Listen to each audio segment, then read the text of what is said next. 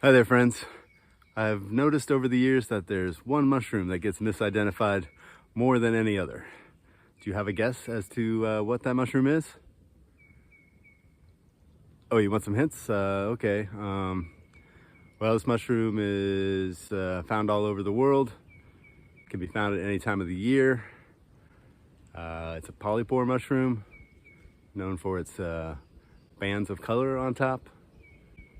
And it's well known for its medicinal properties. Oh, you know what it is? That's right. It's the turkey tail. This is turkey tail. This is Trametes versicolor, better known as the turkey tail. This is turkey tail. And that is turkey tail. Turkey tail mushroom is your Turkey tail. So why is the turkey tail so commonly misidentified? Well, for one thing, these mushrooms persist. They can be found all through the year, the turkey tail and its lookalikes. They're tough and leathery, but they might not always be actively growing, particularly at this time of year in March. Most of the turkey tail and lookalikes will be all dried up, possibly covered with algae, sun bleached, and their fertile surface is likely to be degraded and munched by bugs, which can make it more difficult to identify them. Another reason is that they're just so accessible and abundant. These are some of the most commonly found mushrooms, the turkey tail and its lookalikes, so people are just running across them quite a bit. A third reason is that the turkey tail has become very popular for its medicinal benefits. Famously, mushroom expert Paul Stamets brought his cancer surviving mother on stage at a TED Talk, extolling the virtues of turkey tail as an adjunct therapy for cancer and chemo patients, and extolling the virtues of just researching mushrooms for their medicinal benefits in general. But mushroom expert Michael Kuo on his website and on his turkey tail page makes a point of saying that turkey tail mushrooms are not going to cure your cancer. No mushroom is going to cure anything in a take it and get better kind of a way. All these medicinal mushrooms with their beneficial properties are just more preventative type of medicine. And I guess the fourth reason would be that there are just so many lookalikes for the turkey tail. There's at least 10 that I can think of. So yeah, let's go check out the turkey tail, take a closer look at it, and try to find some of its lookalikes as well.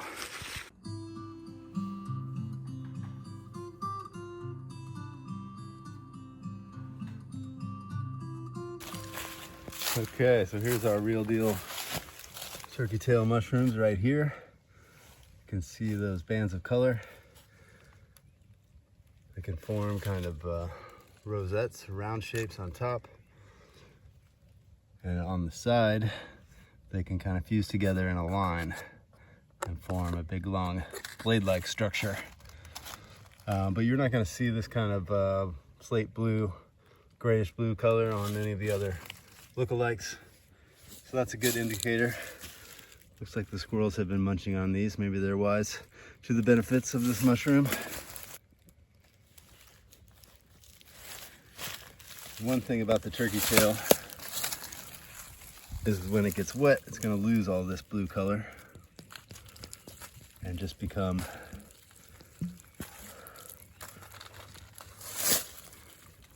brown. You can see how brown those get. Now let's look at it up close. So here's our turkey tail up close. These are some I actually found growing on a dead grapevine.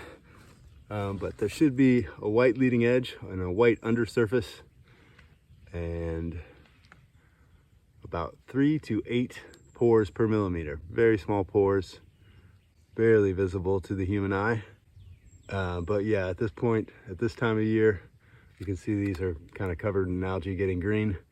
They're going to lose a little bit of their color, and the pore surface might be pretty shaggy or just completely gnawed off. Let me show you some turkey tails that have been munched by the bugs.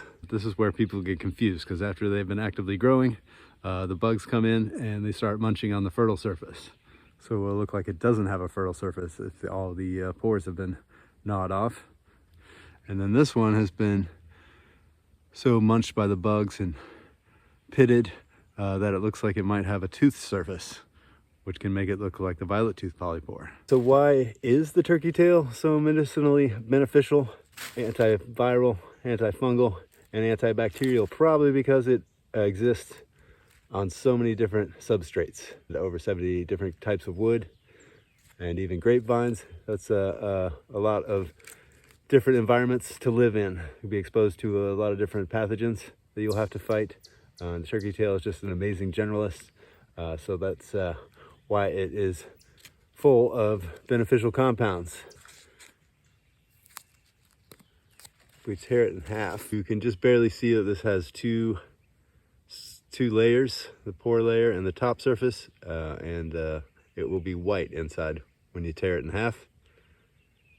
If you ever do get in the weeds with the turkey tail mushroom, Michael Kuo on his Mushroom Expert website on the turkey tail page has a totally true turkey tail key, I think it's called. It's just a little key that'll help you identify mushrooms if you're having difficulty determining whether you have a turkey tail or not. So you might want to check that out. So that's the turkey tail. Now let's go check out one of the most likely turkey tail lookalikes.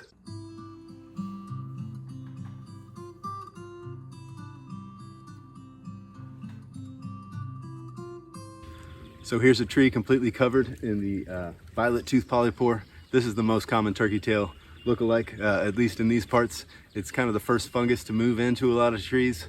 The one you're most likely to see covering a whole standing dead tree. Turkey tails and other lookalikes can cover a standing dead tree, but this is the most likely one. It moves in really fast. When it's actively growing, it will be purple on its leading edge and underneath, but after it's given up its spores and dried out, it will be kind of an orangish, creamish, yellowish color underneath, which is a good way to identify it. And obviously it is a tooth fungus, which we'll look at now. So here's some old violet tooth polypores up close. You can see how they're kind of covered in algae and they've split around the margins. They do have this little tiny teeth on the underside and that orange color. And if we tear it in half, you can see those little toothy projections. I should mention there is a cousin to the violet tooth polypore that only grows on conifer wood, the purplepore bracket. They look almost identical. There's some subtle differences, but yeah, that one will only grow on conifer wood and not on hardwood. Now let's go look at the second most common turkey tail lookalike.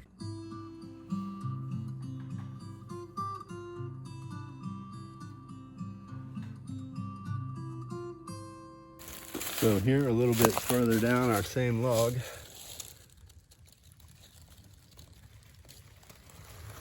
have the second most common turkey tail lookalike, the official false turkey tail. That's actually its name. And this one is a little different because it is a crust fungus. It will have no visible fertile surface. Be completely smooth on both sides. It's very thin and papery and tough, and it will have zones of color, but not quite as colorful as the turkey tail. These are a little more brownish, orangish, whitish, creamish, and they can be a little kind of tingy blue or green due to the algae. This is a Stereum genus fungus.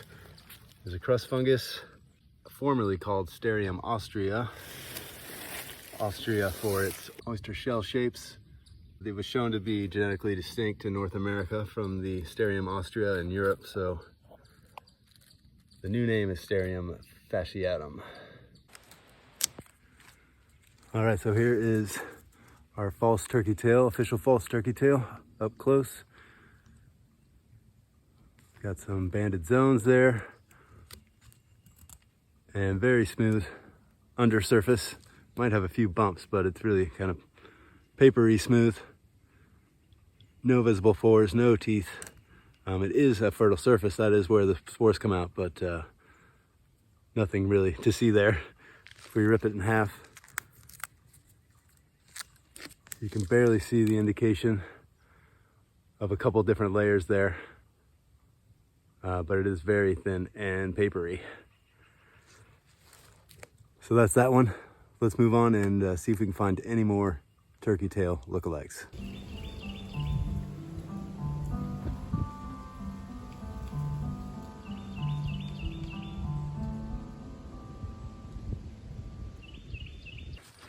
The rest of the turkey tail lookalikes are going to be less common, and they're all going to be in the Trametes genus, at least most of them. Probably won't be able to find them all today, but we should be able to find at least one of them. So let's keep looking. All right, so over here we have a turkey tail lookalike from the Trametes genus. This is the hairy bracket, Trametes hirsuta. Looks a lot like the turkey tail, except it is not colorful at all. It's kind of like the black and white version of the turkey tail.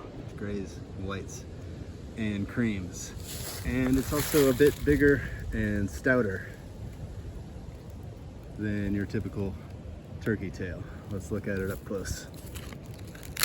So here's our hairy bracket up close, very velvety and soft on top, almost furry even, and a big fat stem. You'll never find that on a turkey tail. This is just a much stouter mushroom, and the pore surface will have much larger pores, 1 to 3 per millimeter as opposed to 3 to 8 per millimeter for the turkey tail. And if we rip it in half,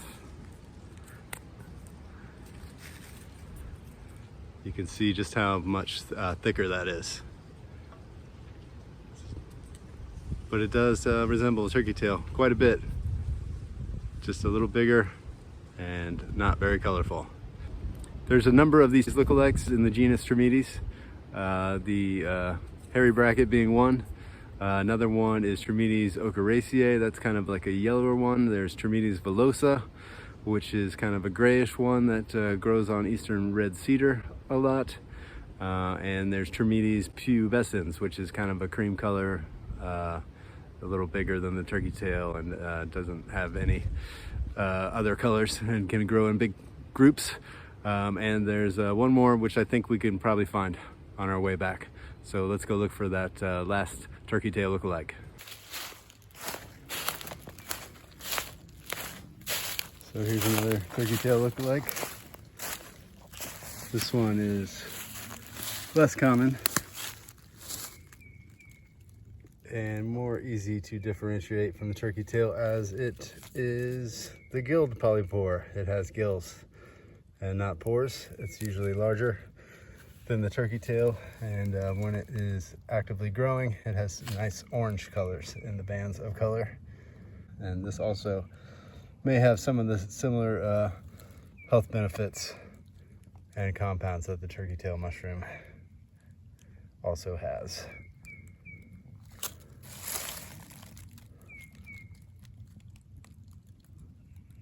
So yeah, there's some dried up old gilled polypore mushrooms. Pretty cool. All right, well, that concludes this special turkey tail and lookalike episode.